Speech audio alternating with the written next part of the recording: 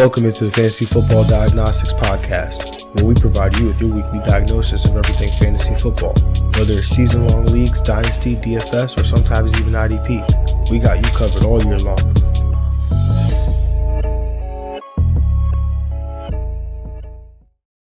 Let's do it. Let's get to it. Welcome into the Fantasy Football Diagnostics Podcast. It is Monday, October 23rd, 2023, and I'm your host, Jon Jeune. And of course, without a doubt, got my guy, Greg Pennamon, with me. Greg, how you doing as we get ready to break down or recap Week 7 fantasy football? Doing well. I mean, fantasy-wise, not so good. A lot of losses this week for my teams. I guess that came with the trade-off of the Giants winning. Maybe that's how I look at it. Some positive look. Maybe more good news. Showing the people what I've been trying to tell. DJ's not it. You see what Tyrod's doing here. The defense is playing well. They've been playing well for the last 3 or 4 games. So. Yeah, Tyrod's doing his thing. It looks like a real offense for sure right now. Yeah, like a real football team, like a functional football team. It looks like a functional football team. I will also add that the Giants look a million times better when Saquon Barkley is on the field. True, that too. Yeah, so that too. That could be. I mean, we haven't seen much of Daniel Jones and Saquon on the field at the same time this year, but this is the Giants podcast. It's just Giants week. There's that. So, got that though for the heart of New York. Dylan saying, "What up, boys?" Tyrod cooking it up and bowling. Yeah. Can you imagine paying $40 million to DJ? Yep. Well, I think we have the out after next year, so we'll see. We shall see. Well, DJ will not show up on this next segment because there's our quarterback swags, and we got to talk about the quarterback position and recapping the week that was. And the number one quarterback on the week, Lamar Jackson, 21 of 27, 357 passing yards, 3 passing touchdowns in this game here against the Detroit Lions. Also added 9 rushes for 36 yards and a touchdown. Did lose a fumble, but good for 33.9 fantasy points. Much was made of this Lions defense and this matchup going into this game as the Baltimore Ravens absolutely just demolished the Detroit Lions, and Lamar Jackson accounted for 4 total touchdowns in this one. Fantastic day by Lamar. Greg, what'd you make of this performance by Lamar Jackson? Yeah, man, I'm not surprised here. Lamar doing what he has to do to kind of carry this team so far. I think a definition of MVP is, very valuable to the team, and Lamar is doing that, proving the bag that he got in the offseason. So yeah, Lamar's playing, top notch in this performances here. So yeah, not surprised at all that he put up these type of numbers. Yeah, definitely not surprised, man. I mean, look, he's been one of the best quarterbacks in the league for a while, and I think this year he's truly gotten better. I think there was a point on the broadcast where he, on one of his touchdown passes, the old Lamar would have been trying to get out and scramble and make a play, but he got out the pocket, reestablished his footwork, tried to remain a passer, and is able to get a touchdown there to Nelson Aguilar. Like previously, like we were seeing Lamar, and once he gets to that corner, once he gets outside the pocket, it's like, all right, I'm the fastest guy in the league. I could hit anybody. I could beat anybody to the corner. But now he's converting those into touchdown passes, which you love to see that maturation there by Lamar. Yeah, absolutely. Moving on to the QB2 on the week, man, Patrick Mahomes. Greg, it's been a while, man. You haven't done it in a minute. I know Patty's, is the running game. And he seems to only have to throw it to one person, but yeah, he's in here. He's in there. This was the week to do it, though. He finishes the quarterback too. I know. It's because All right, the quarterback 2 on the week, Patrick Mahomes. Patty, let's go.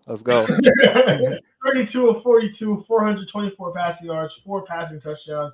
Did throw 1 INT, but also added 29 rushing yards on 4 rush attempts.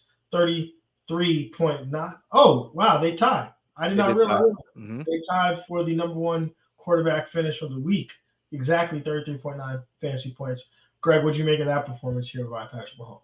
Yeah, man, just doing what he does, continuing to dominate. this division. His division is like, I think the record just continues to be an insane record. Everyone, everywhere, trying to, I guess, hype up the Chargers to make he take this mantle, but I don't think it's ever going to happen. As long as Patrick Mahomes is in this division, he's going to do what he has to do. Got his wife and Taylor Swift doing secret handshakes. Yeah, man, it was a great day for Kansas City Chiefs. Yeah, man, fantastic day for the Kansas City Chiefs and Patrick Mahomes. I almost said Lamar Jackson because I'm looking at Dylan's comments. Yes, sir, Lamar is my guy, born and raised in Baltimore. Okay, all right, Dylan, shout out. Finally get some help other than Mark Andrews around him. And hey, the wide receivers actually caught the ball this week. Yes, that is true. But Patrick Mahomes doesn't need wide receivers because he's got a tight end who we'll talk about later in this show. But he's got she Rice, yo. I mean, nope. Might be coming through. Might be coming through, man. Yes, I want to say he's here. I mean, he's here. I think he's here. He's here. We got the trajectory. We'll talk about that. We'll talk about that one in a little bit. But the next guy we're going to talk about, man, an FFDX longtime favorite, Gardner Minshew, QB3 on the week, 15 of 23, 305 passing yards, 2 passing touchdowns, 1 interception, 3 rushing attempts for 29 rushing yards, and 2 rushing touchdowns. I did not realize he had 2 rushing touchdowns. Yeah, man, he was boogieing on both of those rushing touchdowns too. He made a couple moves. He juked people. He did the shimmy after each score too. So yeah, he was balling out there, moving. 27.1 fantasy points there. What do you think of Gardner Minshew, man? Lost against Cleveland, the vaunted Cleveland Browns defense, by the way. Yeah. I mean, they did make some plays, specifically Myles Garrett. He's a monster himself. But Gardner Minshew did everything he could for this team to get a win. Got it to Michael Pittman Jr., got it to Josh Downs. So he's getting it to his receivers out there. They're going to play hard all year. Gardner Minshew, with Anthony Richardson being out, maybe calm them a little bit. Now he can, just take this job and finish the season out. Yeah, definitely. Not surprised that Gardner Minshew could put up a performance of 305 passing yards, 2 touchdowns. The 2 rushing touchdowns killed me. Yeah. That's crazy. Yeah. Rounding out these quarterback swags, man. The quarterback 4 in the week, Josh Allen. 5, Jalen Hurts. 6, your boy Tyrod Taylor. 7, Mac Jones. 8, Trevor Lawrence on a bum knee. 9, Derek Carr. 10. I'm not even going to count him, man. I'm saying I'm not counting Taysom Hill. Oh, yeah. 10 is Baker Mayfield. 11, Josh Dobbs. And 12 is Jordan Love. Any of these performances stick out to you, and anybody that you want to shout out as an honorable mention, Greg? Yeah, I mean, Trevor Lawrence, maybe that was not a fake bum knee, but the scouting report, my man ran for 50 rushing yards. Like they kind of a little maybe gamesmanship there with him saying he had a bum knee and running for almost 60 rushing yards. Other than that, no, it was definitely wasn't. It was very top heavy for the quarterback scoring. Obviously, if Taysom Hill's in here, then it wasn't like that impressive. But he did well for his tight end work. Yeah. And yeah, Jalen Hurts, man, the brotherly shove just continues to work, man. It seems like they average 4 or 5 yards in the play now at this point. Last night they definitely did, man. It's crazy. It was like that's a rushing play. It's like when somebody spams the same play over and over again. Like I would have broke my controller if I was playing the Dolphins by yesterday, because it seemed like there was nothing they could do about it. It's like Nick Sirianni said it starts 1st and 9. Now that's a good logic. Like it's 1st and 9 every play now at this point. Every new set of chains. It's 1st and 9. Oh man. So I know you saw that Instagram post where it was like, oh, if NFL coaches had regular day jobs. And probably the best post of the year. By the way, see Sirianni's? No, I didn't. It was like little league softball coach who takes it way too seriously because his high school team lost states. Word. And I can't unsee it now. Yeah. Those are all good. Did you see him doing the typical DB? No. Yeah. Yep. He's intense, man. He's in every play. defending his team, saying like, the only reason they're talking about it is because we can do it. If everyone else could do it, yeah, no one can run out like us. Yeah, yeah. The real MVP is Jason Kelsey, man. For him to take that beating every play, it's crazy. Like, I would have to ask him, like, you still want to do this like every week? I have to check up on him. Man, like blink twice if you don't want to run this play. Yeah, word. Nah, Nick Sirianni, though, watching him on the broadcast just really made me think, like, Dolphin fans watching this game must really hate Nick Sirianni. Like, he's like typical the coach like of the opposite team that you just hate because he's just like brash, like in your face. Yeah. Like the way he was like, oh, where's the camera? Nobody can run it like we can run it. Yeah. Yeah. Yeah. Oh man, he was crazy. Anyways, now that tangent is done, there were some bad quarterback performances that we got to talk about. Some quarterback Jags on the week, and starting with my quarterback start of the week, Tua Tagovailoa. Not only did I go out and be like, "Oh, it was low hanging fruit. Feels like a low hanging fruit." Yeah, dummy. No, anyway, I do stand by the play. I stand by the call of Tua. It just did not work out. Geno Smith. I mean, yeah, Miami as a team though, this is the second big game they've had. I thought they were responding. They're 0-2 in a big way, like a bad 0-2 against good teams, I would say. So, yeah, they need to get it together. Hopefully that record is not a fluke. I'm just saying, man, they lost to the Eagles and the Bills. Who badly. Lost? Both badly. Yes.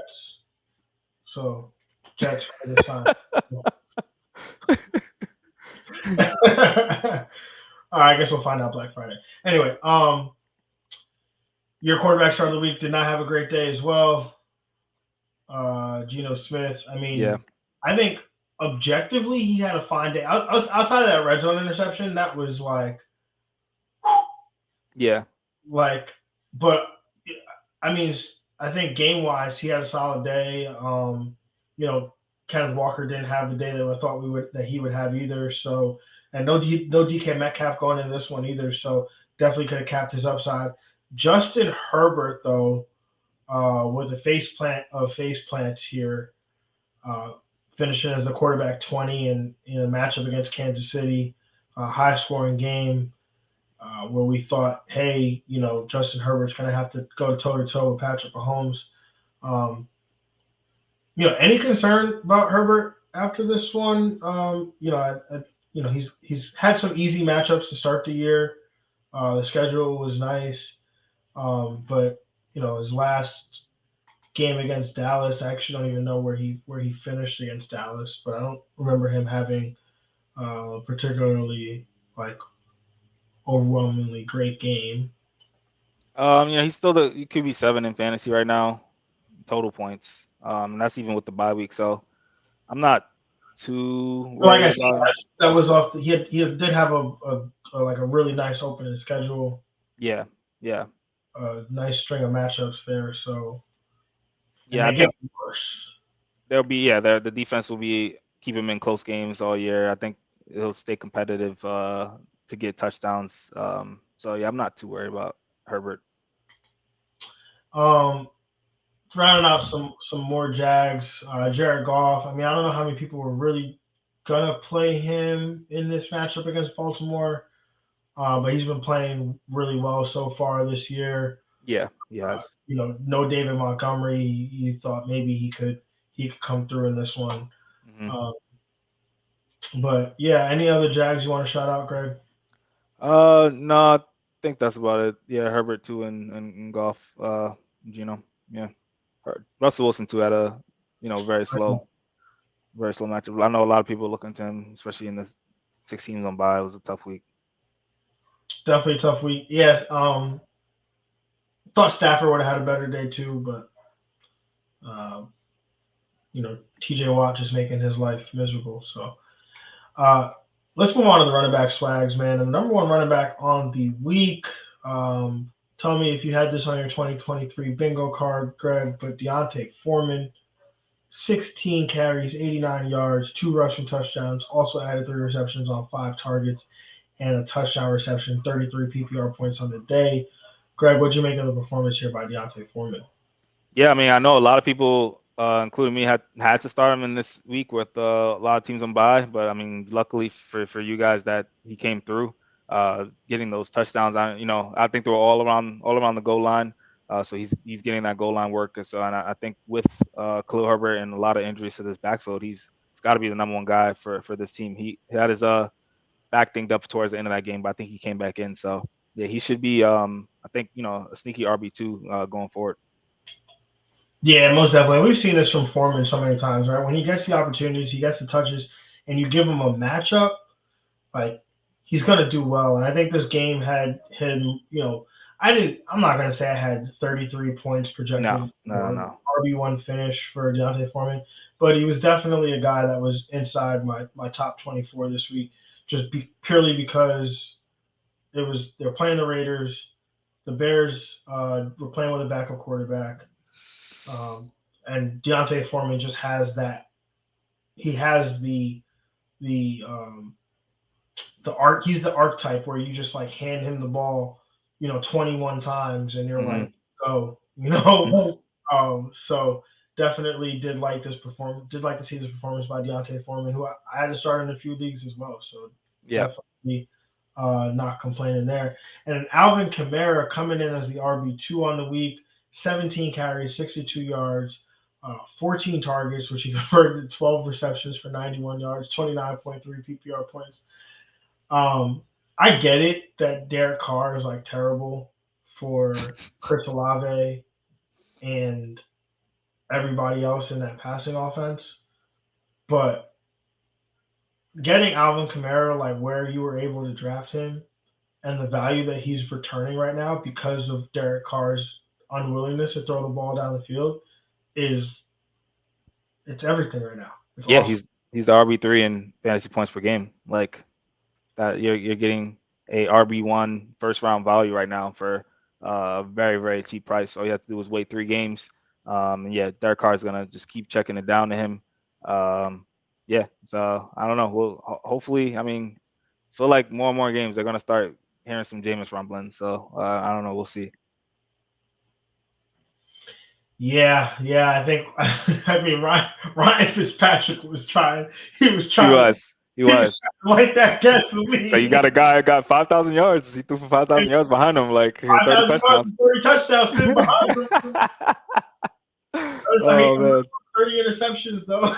Yeah, Derek Carr also threw for close to 5,000 yards in a season, I'm sure. So Yeah, but not 30 touchdowns. No. Well, not 30 picks though either. Oh man. Yeah, not the 30 picks though. But you got to throw the ball down the field to get one or the other, right? At least. Yeah. All right, let's look at the RB3 on the week, man. And that was Jahmyr Gibbs, man. 11 carries, 68 rushing yards, and a rushing touchdown. 9 receptions on 10 targets for 58 receiving yards. I knew that this man was comped to Alvin Kamara, but in the same week, you give us a pretty similar stat line plus the touchdown here. 27.6 PPR points on the day. Greg, your thoughts on the performance here by Jahmyr Gibbs?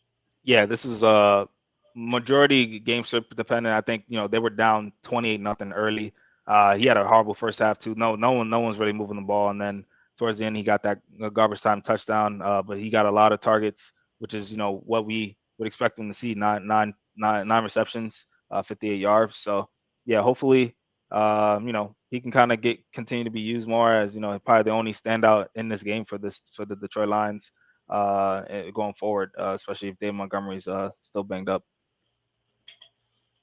Yeah, man. Like you said, garbage time for sure. That game, Baltimore controlled that game early and often. But hey, man, I'm not going to complain about the game. No. One bit. Will not apologize for how I get these points. But yeah, hopefully this just shows the Detroit Lions like what they've already known, I'm sure, because they spent the 12th overall pick on the player. Yep. But maybe it's an opportunity, or maybe it provides them more incentive to try to get him on the field.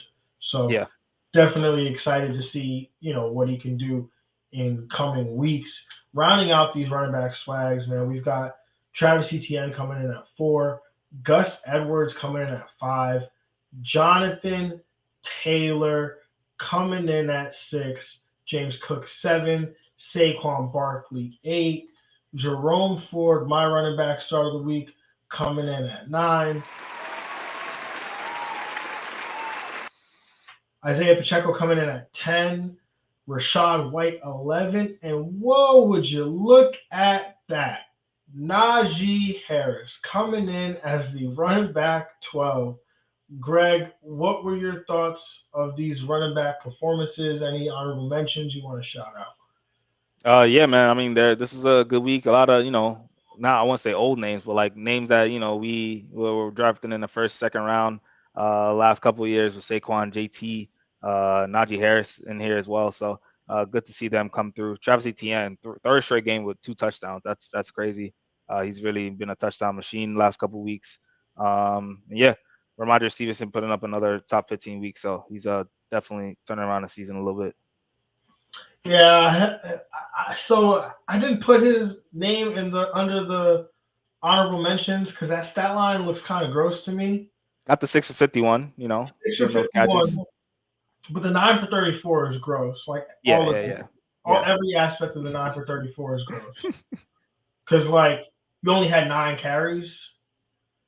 That means you was in a split with Zeke. I did see Zeke get a touchdown too. Towards the goal line. Yep. Towards the goal line. So I don't even know how many carries Zeke was able to get in here, but I think it was maybe say 7 or 8, but yeah. He's in a 50-50 split essentially on the carries. The receptions, you like that number. I'm not gonna, act like that's not a good number, but I mean, top 15 day, you'll take it, especially with what he's, where he's been this year. Yeah.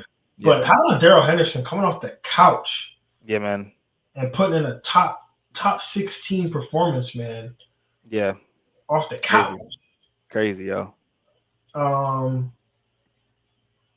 Who else? Oh, Amari DiMarcado coming out of That's never the first game. That's that second game, yo. That second game. Works. That is crazy to me. Yeah, led the team in touches too. So yeah, Cardinals fooled everyone. Fooled everybody. They said, "Oh yeah, we're playing a long game here. We're not trying to screw with who did they even play last week? I don't even remember. The Rams. Before Seattle, I think so. Yeah. We're not even trying to fool the Rams here. We're gonna go straight to Seattle, So no idea what to do there. I'm sorry to all those that spent. It's like one thing to spend a big chunk of fab on somebody, but then just to drop them. I would hope. I mean, I feel like the buyer, like if I spent money on him. I was like, I'm not gonna drop him because I spent the money on him. It's like, so I had to keep him. So and then I'm like, all right, now I still have him. So it's like, my losses. It's like it's like Giants with Daniel Jones. They spent $40 million on him. The moment he's healthy, they're gonna put him right back in. Like they got to see this through. Now that they paid him, so that's what it is. Oh man, I cut my losses on my 21 fab. Oh man! All right, let's. I guess we gotta talk about Tyler Algier in this spot because he is did come in and just proved what we had known, that if anything were to happen to Bijan Robinson, you probably want Tyler Algier on your roster because 21 carries for 59 yards and 3 receptions for 53 yards. And that's all I'm gonna say about that. Now we'll move on to the Jags and then Bijan Robinson. Absolutely. But look, he didn't get injured in the more game. Arthur Smith, if anything. Is it? I don't even know who to blame. I mean, he suited up. I think apparently rumors are in the street he had migraine issues. That is tough. Migraines are very tough to deal with. So most definitely. Maybe it just came pre-game kind of type of situation. Look, don't hear what I'm not saying. I am not mad. I'm not upset. This is just one of the unfortunate things that happen when you play fantasy football. It is what it is, right? Yeah. I'm not upset that Bijan Robinson got migraines. He woke up with migraines Sunday morning. I'm not upset that Arthur Smith and the team chose not to inactivate him or not to say anything, because there's no incentive to say anything. Like, I want Tampa Bay to have all week prepared for Bijan Robinson, and then let them think that they have to still prepare for the moment Bijan Robinson comes in the game. Like, I want them thinking about it. So, like, I'm not upset about any of that. It's just unfortunate that you play Bijan Robinson. Absolutely. And he gets 0.3 fantasy points.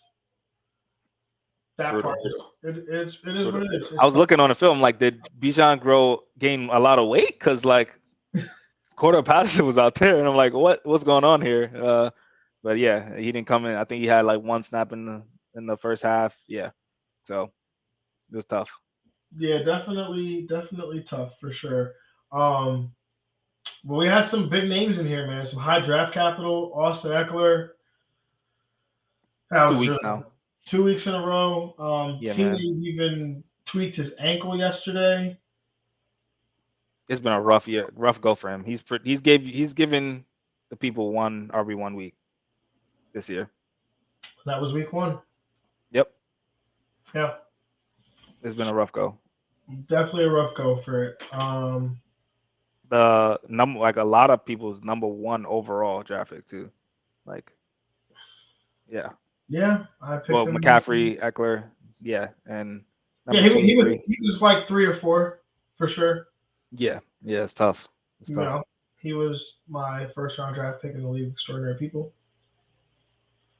So yeah, that team's 2-5, so you know how that's going. Oh, I can't count my wins before I get them, right? Because I think I still got to win today. Okay. Yeah. Anyway, Josh Jacobs also did not do well this week. Brian Robinson, that was an interesting situation. Got out carried by Chris Rodriguez. Don't know if that was game flow dependent. I'm not sure if that was, just ineffectiveness. I'm not really sure there, but something we should monitor throughout the week. Mm-hmm. And then your running back star of the week ends up on this list as well, and Aaron Jones. Yeah, that was tough as well. The Packers' offense in general, it's been tough. Yeah. I mean, the Aaron Jones one, it's like he was totally fine, right? Like, yeah, if they were just easing him back, they gave A.J. Dillon a lot of work. So I think, next week Aaron Jones will be just fine. But hope so. Yeah, maybe he's somebody you can try to buy low on right now. So, I did want to mention, I didn't touch on it, but in the swag section was Jerome Ford, man, just seemed like he was going to be on his way to a day.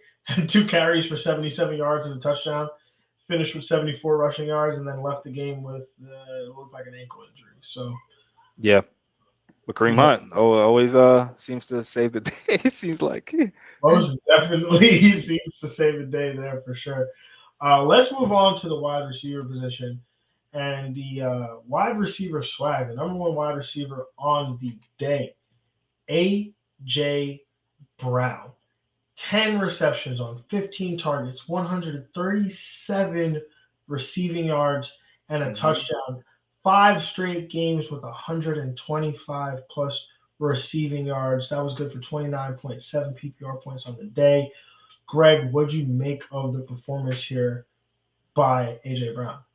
Yeah, besides, I think 2 of the Tyreek, that hurts to A.J. Brown deep ball. It's like one of the best in the league right now, if not the best. You just see it go up in the air, and it's being targeted to A.J. Brown at some point. Just watching it fall. So yeah, he's been balling.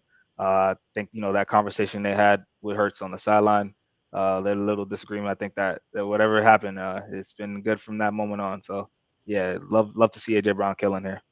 Yeah, man, absolutely. That ball yesterday, with like between 2 defenders, just dropped in a bucket, man. Like. Dropped in a bucket, bro. Like, that was crazy. But yeah, no, he's balling. Like you said, since that conversation, 5 straight games with 125 plus receiving yards. I'll take that all day. Moving on to the number 2 wide receiver on the week, and another man who knows something about catching a deep ball, Tyreek Hill, 15 targets, 11 receptions, 88 receiving yards, and a touchdown, 25.8 PPR points on the day. it's kind of crazy when being the wide receiver 2 and scoring 25.8 PPR points seems like a down game for you, but that's what it seemed like for Tyreek Hill. I mean, felt like he should have had 100 yesterday, 120 plus, and at least 2 touchdowns. But Yeah. finishes here with 88 and 1. Greg, what'd you make of the performance here by Tyreek Hill? Yeah, not surprised here. I mean, I expect these big time numbers from Tyreek Hill every week. Surprised he didn't get that 100 yards that he's been consistently getting all year. So yeah, he's gonna continue to just provide for the fantasy manager, especially Waddle being banged up again. So yeah, Tyreek Hill is just gonna carry this wide receiver corp. Yeah, Waddle was banged up in the game. Was out with a back injury. Came back out after halftime, which I was like, thank God he did, because I had some parlays riding on him. They didn't hit anyway, so. But there I was telling myself, oh man, they were gonna hit. It was gonna hit, but Waddle was out, so now it's not gonna hit. But yeah, man, Waddle seems to be good there. Just something to monitor for sure. But Tyreek Hill just a beast. I mean, when you're talking about the best deep ball, that one from Tua to Tyreek, man, where looking off, just bam, just right back, boom, bam. Yeah, that was the championship throw. They played it back, very similar to the Alabama Georgia game. So yeah, amazing. Absolutely crazy there. And then rounding out this top 3 wide receivers, the wide receiver 3 on the week, man, Josh Downs. 5 receptions, 6 targets, 125 receiving yards, and a touchdown there. 23.5 PPR points on the day. Look, man, I absolutely love Josh Downs as a prospect. Did not foresee him having this much of an impact early on, and he's having quite the impact, in these last few weeks here. Greg, what do you make of this performance here by Josh Downs? Yeah, I mean, this is a guy that we've brought up for adding to waivers, maybe, and his impact possibly going up with Gardner Minshew at quarterback, and we see what is coming to fruition a little bit here, getting the ball downfield. So yeah, I think he's gonna continue to be a good sleeper wide receiver for teams going forward. I think he's definitely got to be rostered on more teams. Most definitely, and our man Dylan actually has a question about Josh Downs here, asking, would y'all try and sell high on Downs? I mean, depends what you can get. I mean, what are we selling high to acquire?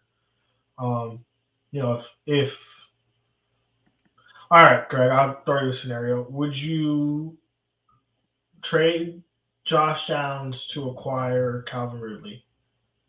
I don't know.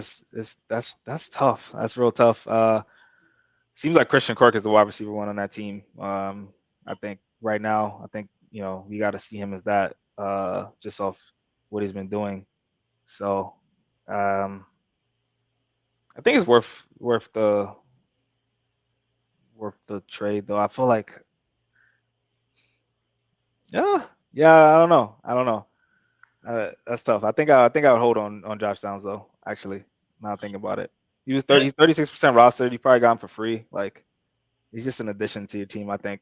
I would probably try to get a running back, if anything, and see if I can flip him for that. Maybe, like, I don't know. Maybe Najee Harris. Yeah, I mean, it's tough, right? Because in the end, like, I guess you have to ask yourself, where do you see Downs fitting in amongst like wide receivers, right? Yeah, he had a wide receiver 3 week for sure. Last week he finished as a number 1 wide receiver. Was it number 1 wide receiver? Well, it was like top 24, but he caught a touchdown, so it was like he had like 2 receptions and a touchdown. Mm-hmm. I think before that was 9 receptions for 100 yards, something like that. So I do think he has value in an offense led by Gardner Minshew, but what is that value really? Probably somewhere around like a wide receiver 3 with some wide receiver 2 upside. Mm-hmm. Yeah, I agree with that. I mean, third straight week with at least 13 fantasy points. He's only had a single-digit game in 2 games, so he's putting up some consistency at this point right now. like, could you trade him for like a Chris Olave under the idea, right, that Jameis Winston potentially takes over that job, or maybe Derek Carr, his shoulder heals and has a higher propensity to throw down the field, right? Or would you trade him to acquire like a Zay Flowers if you could? If you could, yeah, I would do that. Right, because I think to me, what Josh Downs embodies is like a wide receiver 3 who's going to a wide receiver 3 or 2 who's dependent on targets. Right, he's not going to be. I think like the 59-yard catch that was like on a busted coverage, right? Michael Pittman is still the one on the team. I think. Yeah. One on the team, right? So you're looking at like these short to intermediate targets, where he's probably going to average somewhere between like 9 to 10 yards of reception, right? So if you're asking yourself that, like, okay, well, do I want 6 for 60 every week, or can I turn that into like Josh Palmer gave you 6 for 60? Yeah, maybe you could flip it for Devontae Smith. I would do that. There you go. That's the one, right? You go to the Devontae Smith manager. You say, hey, I got this Josh Downs. Devontae Smith is struggling because you have to believe that Devontae Smith, the tide is going to turn at some point, right? Yep. The same way it turned for Dallas Goedert, right? Like nobody wanted Dallas Goedert 3 weeks ago. Now he's a top 5, top 7 tight end option again. Yep. And I think the same thing happens for Devontae Smith, who's still getting the targets, right? Like I'll take Devontae Smith's target share over Josh Downs' target share. Yeah, I agree. And Dylan is saying, yeah, I feel like his value is dependent on targets, big plays. I might try and move him, but I feel like it might be hard off his name value. Yeah, but that's when you got to find the manager in your league that is looking at like, what have you done for me lately? And maybe isn't looking at the targets or the target shares or the offense that the player's playing in, but like just the pure, this player scores more points than this player. Like, give me that. Mm-hmm. All right, let's move on through the wide receiver swags. I know we have more questions, and we'll definitely get to them as time permits. Rounding out this top 12 wide receivers, wide receiver 4 on the week, Puka Nacua. 5, Amon-Ra St. Brown. 6, Mike Evans. 7, Courtland Sutton. 8, Christian Kirk. 9, Joshua Palmer. 10, Jacoby Myers. 11, Stephon Diggs. And the wide receiver 12, Greg, I know you had this one. You started them everywhere. Marquez Valdes-Scantling. My wide receiver 12 is Rashee Rice now, but yeah, definitely a good week by both the Chiefs receivers. I think I want Rashee Rice to be that guy after Travis Kelce so badly. So yeah, I'm glad he's also able to get a top 15 week. Yeah, man. Look how bad the Chargers secondary is. They allowed 2 top 15 wide receivers for the Kansas City Chiefs, who have not had that like at all this year. And a top 3 tight end too. So yeah, everyone got it in this game. Everybody got it. Michael Pittman Jr. Added to his day with that 75-yard touchdown. Wow. He had 2 catches for 83 yards and a touchdown. Yeah, there were huge plays in this game. They were going back and forth. I had bet on the under for this game, clearly, and this is it blew out the water by the second quarter. It was crazy. Yeah, I saw the score at like it was like the second quarter. It was like 21-20 or something like that. I was just Colts Browns, like, nah, yo, that's crazy. Like that's crazy. this game screamed under to me. Absolutely. Should have known dome game. But yeah, JSN, man. I wasn't anticipating that DK Metcalf would be out when I said that I like JSN to have a big week. But I'll take it how I can get it. Kendrick Bourne being a thing, that was 2 straight weeks now. Yeah, he's balled out. George Pickens. I mean, George Pickens, Deontay Johnson kind of worked out how we thought it would in their first game back together. Where Deontay Johnson, actually George Pickens led them in targets. They both had 5 catches, but George Pickens having 107 receiving yards. And then Terry McLaurin making a bounce back performance here, ending up in the top 19. And then Jalen Hyatt, man. I like that performance there. Had 75 receiving yards? Yeah, they were getting him down the field. Tyrod, I mean, that Hyatt probably benefits the most from having Tyrod. Honestly, Tyrod's got a pretty good deep ball. He's gonna get it down the field, or at least attempt it to get it down the field. So he's definitely the main beneficiary, I think. You know what also helps Jalen Hyatt?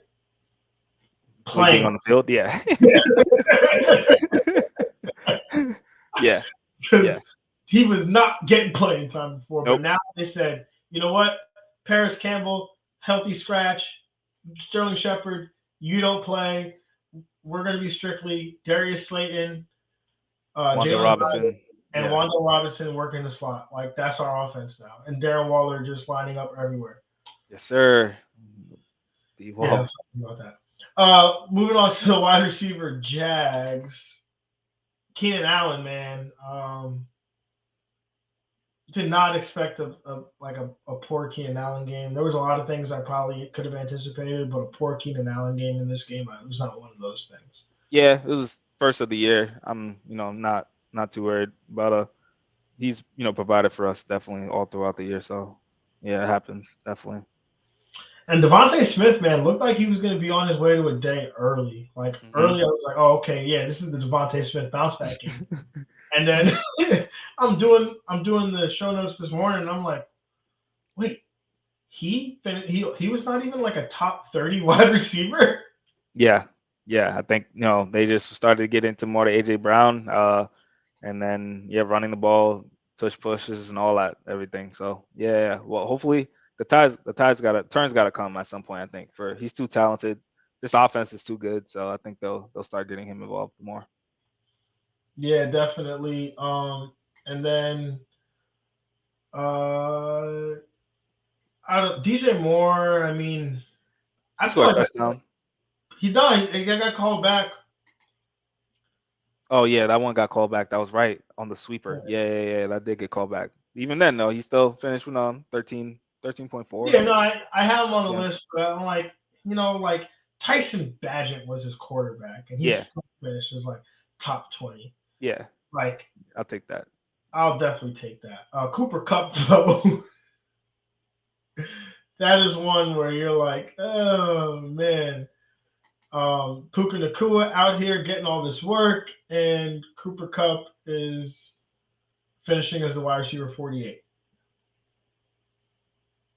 Only had 2 catches and a 2-point conversion. Yeah, it's tough. And then your wide receiver start of the week, Tyler Lockett, ends up on here. Chris Godwin was my wide receiver start of the week. I guess I could throw him on here too. I mean, I did put him out there for start of the week, but finishes wide receiver 25, 12.6 PPR points. Had 12 targets, which is a nice number. But yeah, that's real nice. Would have liked to see more in the yardage and potentially touchdown department. Anything else you want to add to the wide receiver position, Greg, before we move on? No. All right, let's talk about these tight end swags, man. And the number one tight end on the day, Travis Kelce, 13 targets, 12 receptions, 179 receiving yards, 1 touchdown reception on National Tight End Day. Yes, sir. 35.9 PPR points. You know what? And I wanted to say this before we aired or before we even recorded, but I was going to say, or not before we recorded, before last week even commenced. I'm curious to see what the tight end fantasy output is going to look like. And I want to get a graph. Probably going to do something like this for next year to see how National Tight End Day compares to other weeks. Other weeks, because I feel like the NFL is in, bro. Oh yeah, absolutely. Because there's got if it looks like National Tight End Day, there's a problem. Seriously, there's a problem. Have you seen the yardage numbers for Travis Kelce when Taylor Swift is in the house? Those are. I did. It's like 100 to 40. That's. Hey man, that's love right there. That's love. Is it, or is it the fact that my man? She's going to almost every game now at this point. But he also had a non-contact knee injury 2 days before the season started, and missed the first game of the season. Oh, that don't count. I'm saying the games he played in. Yeah. But then he returned from a non-contact knee injury only had 40 receiving yards, because how many games is it that she's been showing up to? I feel like she's been to 3 or 4 now. I think she's been a lot. But I feel like she just started showing up to Yeah, like it's only week 7, so yeah, that may week yeah. 7. So the Jets game was like week 4. Mm-hmm. He only had 12 points. And she started showing up before that. That was week 3. Mm-hmm. 19 points. So we're talking about one game versus like 5. 4, 5. Yes, Yeah. we're talking about, because if she started showing up in week 3, he missed. No, week he showed up. She showed up in week 2. Remember? Because everyone was like, "Oh, she's going to be at the Jets game," because she was at the previous game the week before. The Jets game was week 4. Yeah, she was at week 3. That's what I'm saying. You're making a point. She was at week 3, so she's been every game since week 3, right? Okay. She didn't go to weeks 1 and 2. Right. He didn't play week 1.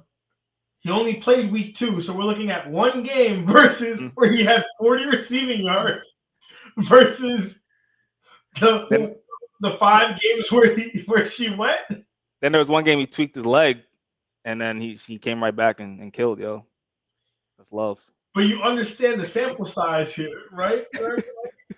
It's gonna play out.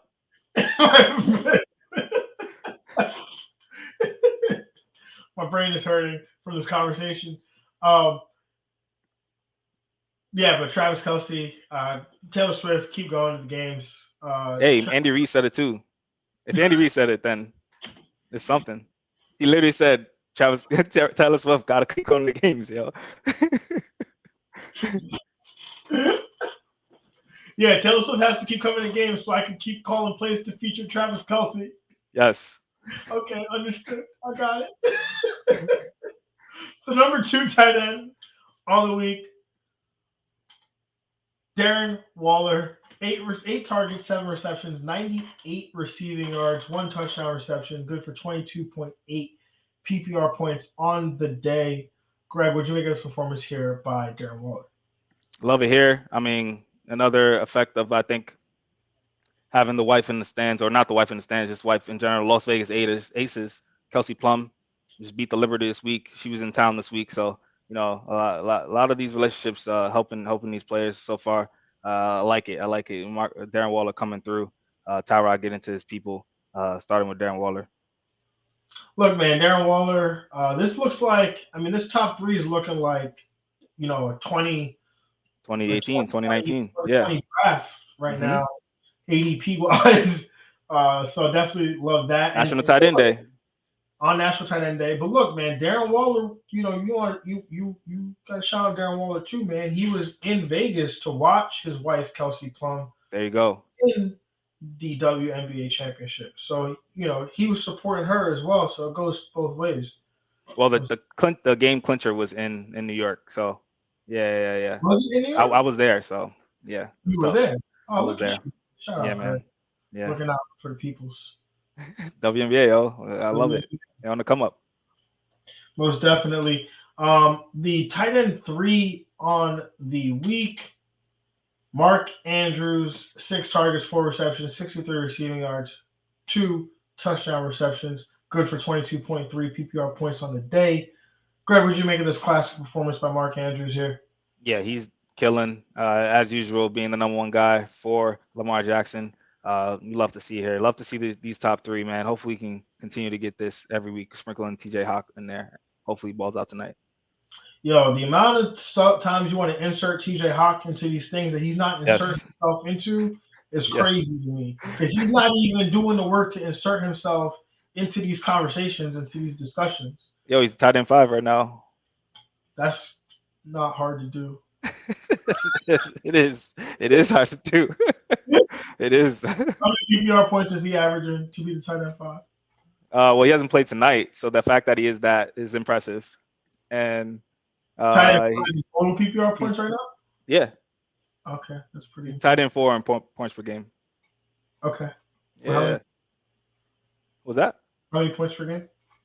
13. Oh, sorry, 12.7. Yeah.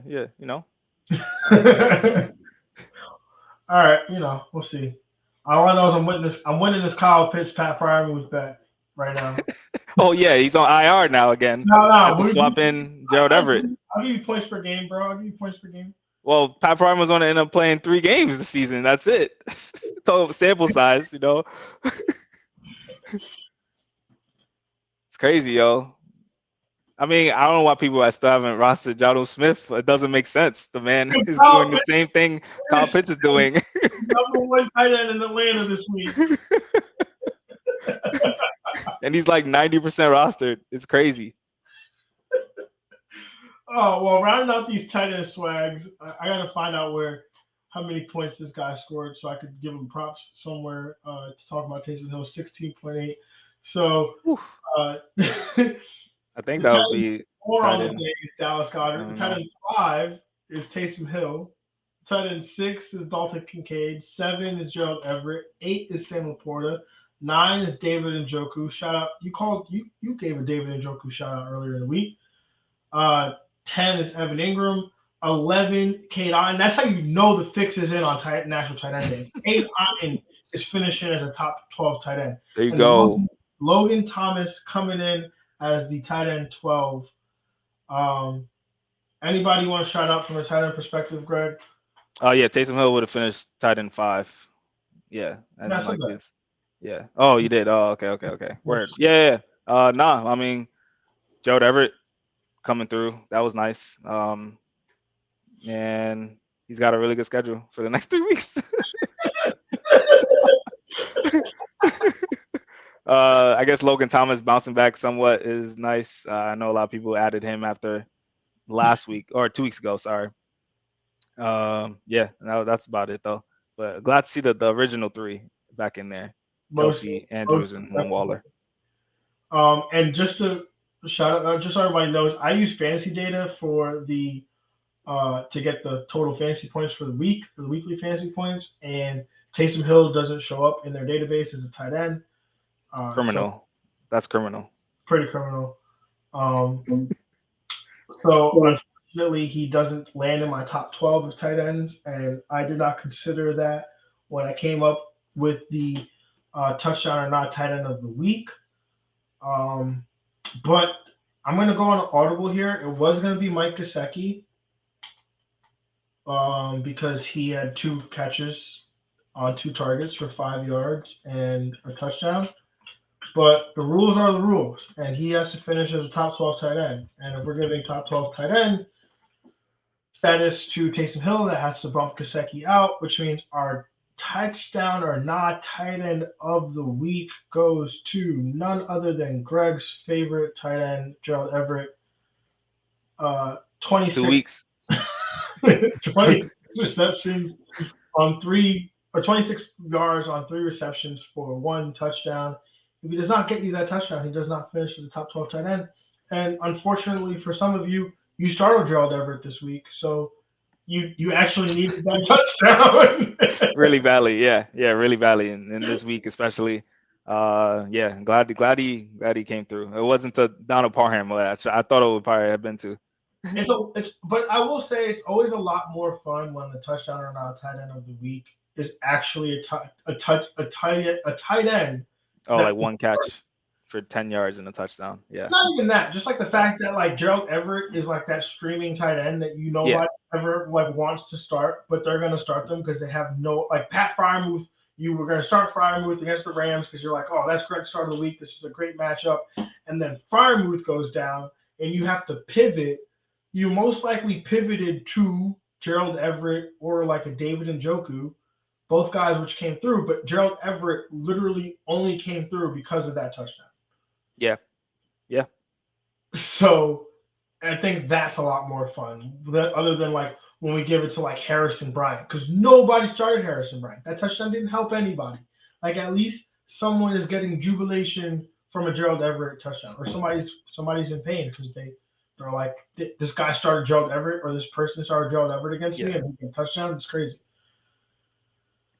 But anyways, I see you, Kyle Pitts, looking on the outside, looking in, above Johnny Smith.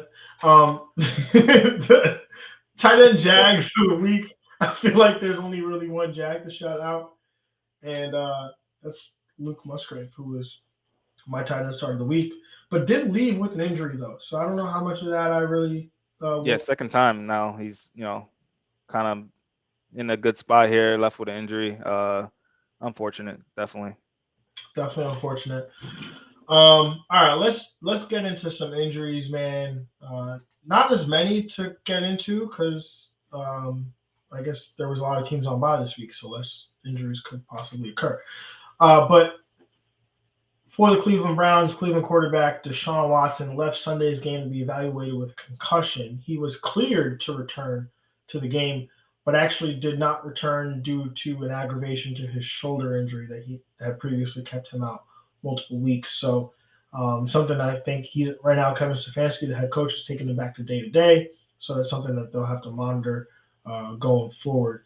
The then Cleveland Browns running back Jerome Ford, he left Sunday's game and did not return with an injury, may miss multiple weeks with what looks to be an ankle sprain. Don't know the severity or the type, but the fact that he had to wear a protective boot on his foot after the game lends credence to the fact that it might be a high ankle sprain. So be prepared to possibly be without Jerome Ford for the next couple of weeks. Running back Bijan Robinson did not play much Sunday's game after experiencing headaches in the morning. So it seems like this will not impact him going forward. But as we've seen in the past with a player like Percy Harvin, these things can be predictable. Hopefully, this is not a long-term thing because as we know, Percy Harvin, like it could just be random. Like there were random times where he either just getting pulled out of a game or he ends up like not practicing because he had to deal with these migraines. And so it's just something that, really not in anyone's control and just have to monitor and adjust as best we can. Green Bay wide receiver Christian Watson likely to be out multiple weeks after suffering a knee injury at the end, near the end of Sunday's game against Denver. So possibly have to be prepared to be without him for some period of time. And then Luke Musgrave, who we just talked about, he suffered an injury in Sunday's game. Needs to be further evaluated. It looks like it was an ankle injury that he suffered. He also had to wear a protective boot on his foot at the conclusion of Sunday's game. So something to monitor going forward. And then last but definitely not least, Philadelphia quarterback Jalen Hurts was seen wearing a knee brace during the second half of Sunday's game after supposedly tweaking his knee at some point in the first half, likely dealing with some sort of knee sprain. So something that, while it may not hold him out or keep him out of games going forward, could definitely limit his ability to do anything but throw the ball and do the tush push. So anything that involves like running. Yeah, it's tough. I mean, they were still doing the second half, so I guess that's a good sign. Yeah, I mean he was still right. He was still throwing fine in the second half. They were doing the tush push fine, but I think like design quarterback runs are probably going to be limited if that's the case here. Hey, Trevor Lawrence had a knee brace on the whole game, man. Ran for 60 yards, yo. It's a fluke, man. They fooling us out here, yo. They trying to Look, with the Trevor Lawrence thing, I will say, and they talked about this, like Trevor Lawrence's problem wasn't running in a straight line. It was, the cutting that was the issue, which Trevor Lawrence never really had to cut. But Jalen Hurts, I mean, he's like more violent in his running style in terms of like he does make these hard cuts, and I think that's something that's definitely we're gonna have to watch for sure. But anyways, Greg, let's talk about the waiver wire and how we're going to be attacking waivers this week, starting with the quarterback position. Yeah, it's definitely a tough week again. I think for the quarterback position, as far as who to get out there, I think you got to maybe give these three guys a look. Because Gardner Minshew, I mean, he's versus New Orleans, might be a tough match on paper, but that Colts offense still looked really good against the Cleveland Browns defense, who a lot of people think are one of the best in the league. He's 8% rostered. Baker Mayfield versus Buffalo this Thursday, 33%, and then Sam Howell versus Philly. I know he had a bad game this week. He's 58% rostered, a little over that mark, but he did throw for 290 against Philly just a couple weeks ago. had one of his best games of his young career. So I think maybe he can bounce back and give the people some points. Yeah, I definitely like those options for sure. What do we got at the running back position this week, Greg? Yeah, Darrell Henderson's got to be number one on this list. He's 25% rostered. I think he's not sure how I think he's worth the flyer of adding him, spending some fab on him because we don't really know what the Rams offense is going to do next week. But I think Darrell Henderson's been in this offense, played well this week, so I think he's got to be considered to get some volume, some RB2 volume going forward. And yeah, it's really maybe for in deep leagues if you want to go back to the Amari Demercado. Well, he's 15% rostered. It's really hard to trust who's going to be the lead guy in this backfield. But yeah, if you're in desperate need of some depth in deep leagues, he's worth the add. Yeah, definitely agree with those options as well. What about at the wide receiver position? What do we got there? Wide receivers, 4 names. I think rest of the season, 2 names. Josh Downs, 36%. I think he's the number 1 guy going forward for as far as the waiver spot for the wide receiver position. I think going to be the number 2 wide receiver in this offense down the line. And Kendrick Bourne, 26% rostered, 2 straight weeks now where he's kind of put up a good output. Hopefully the Pats offense continues to be respectable, and looks like Kendrick Bourne is going to be that number 1 guy for them. And then 2 deep league guys. Rashid Shaheed, keep mentioning his name. He's 37% rostered, but he did have a season high 8 targets, just behind Alvin Kamara and Olave. And definitely his prospect will definitely go up if Jameis Wilson was to come in. So and last but not least, I think this is based off DK Metcalf. If DK Metcalf doesn't go, Jake Bobo, 0%. He's literally out there in every league. That's totally helped depend on DK Metcalf. He's not able to go again next week. Greg, I think I have to accuse you right now of trying to steer our loyal listeners away that might be in some of our leagues because you didn't mention Jalen Hyatt. Oh, hey, I mean, we thought it was gonna be Wandell. Like, who's gonna be that guy? Well, what we thought it was gonna be Wandell last week. Well, yeah, just in general, like being the Giants kind of, besides Darren Waller, of course. I didn't think last week was a Wandell week, just purely because Wandell works from the slot. So I found it hard for it to be a Wandell week. I was really interested in the outside receivers, but Jalen Hyatt, man, he's got the 3rd round draft capital. He's athletic, he's big, he's fast. When you just talk about those guys that have like a superpower, like what's Wandell's superpower? Like to run very quick, like in short areas, like side to side. Like, yeah, sure, that's great. But like we see, like Wandell's best game was like a 9 for 100, right? Like, and he did it in half. But like Jalen Hyatt had like 2 catches for 70 yards. Like, yeah. So it's a matter of him getting that playing time, continue to get that, because it's tough. Hopefully it doesn't be like a Marvin Mims where it's like, we want him to be his field and then it just disappears off the face of the earth. Well, but this is different, right? Like he played like 70% of the snaps the other day, right? Like Marvin Mims hasn't like played 77 snaps, like So I think he's worth at least like an ad. Because again, he didn't light up the box score, so people aren't going to look at him and be like, oh, like I agree. I definitely go Downs first. Like I want to go after Kendrick Bourne. But we're talking about the Jake Bobos of the world. Like, give me Jalen Hyatt. Like I get it. Jake Bobo in a good offense. Geno Smith. There's targets, opportunities. How long is DK Metcalf out? I hear all that. All of that makes sense. But just give me Jalen Hyatt. Yeah. No, I mean, I'm hoping to see some consistency out of this offense. This is his first game. The Arizona game he did well as well. The two catches as well for 89 yards. So yeah, just give him more looks. I want to see that for sure. Most definitely. Greg, what do we got at tight end this week? Tight end, Taysom Hill. 9% rostered. He's got 13 targets over the last 2 games. He's always going to be in those wildcat packages as well to get touchdowns. He's just always involved in this offense. He always will be, I think. So he's definitely worth the look there. Dalton Kincaid, 42% rostered. He came through in a little bit, especially with Dawson Knox, being a little banged up, and Logan Thomas, 44% rostered. Again, kind of been, streaming back and forth. So hopefully we can try to find some consistency with him. And then two deep league names. Kadon, 2% rostered. And Trey McBride, again, outperforming Zach Ertz. He's 2% rostered. Getting more playing time slowly but surely. He's got some draft capital from last year. I think, he's slowly but surely trending up.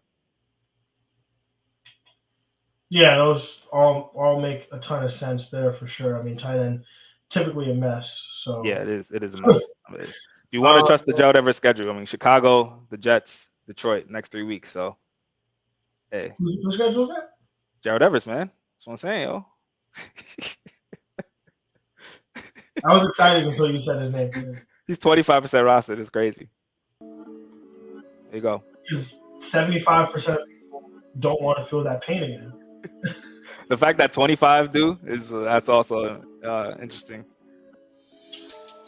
Yeah, most definitely. We did have some questions. I want to be able to hit some of them.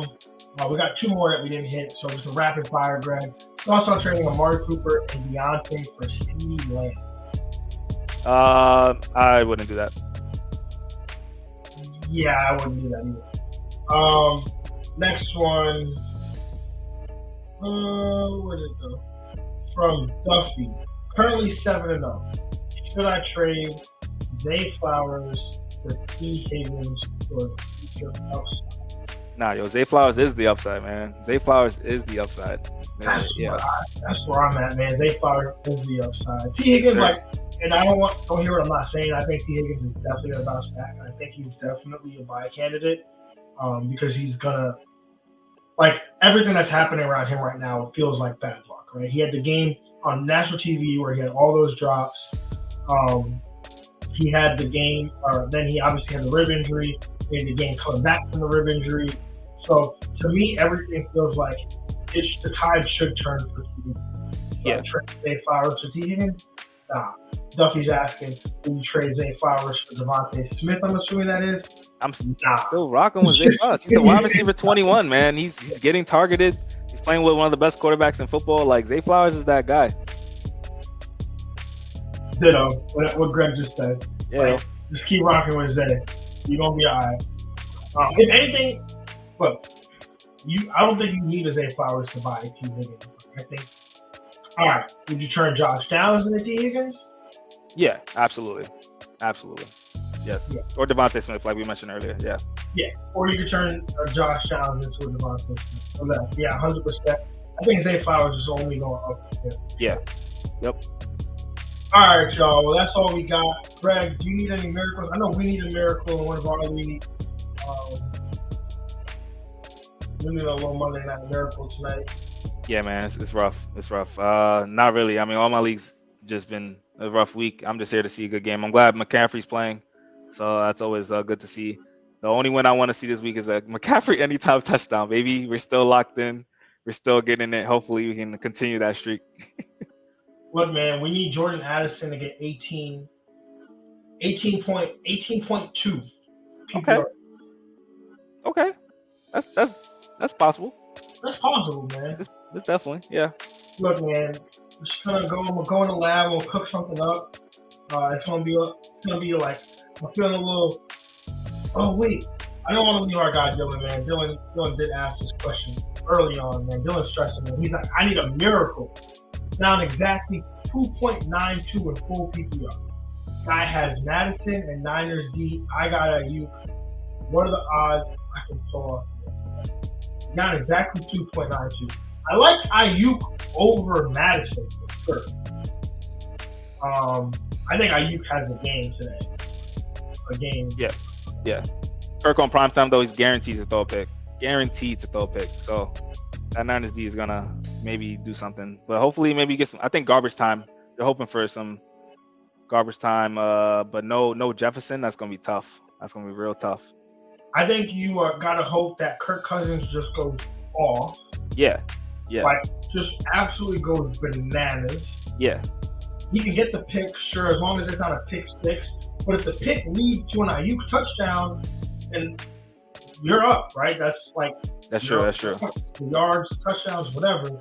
A Madison fumble basically gets canceled out. He's not gaining any points or losing any points in that one. Yeah, you just can't have no defensive touchdowns, and you can't have Madison having a big game. What you need is Cam Akers and every other Minnesota Viking to have a big game. That's what you need. And then Brandon Ayuk to have a really big game. But what are your odds? You know what? I like the chance. I really do. But I really think Ayuk has a good game. I like it. Yeah, I think so. All right, Dylan, good luck, man. Good luck to everybody else who needs a miracle. Good luck to us who need a miracle. It's Jordan Addison plus 18.2, 18.1, more than 18.1 PPR points. Let's get that work. Yeah, y'all, have a good one. We'll catch y'all on Wednesday. We'll but break down Thursday Night Football and all the 1 p.m. games. Dylan says, appreciate y'all. See y'all again soon. Yes, sir. We'll see you soon. And have a good one, everybody. We'll see y'all Wednesday. And we're out of here. Peace. Yeah.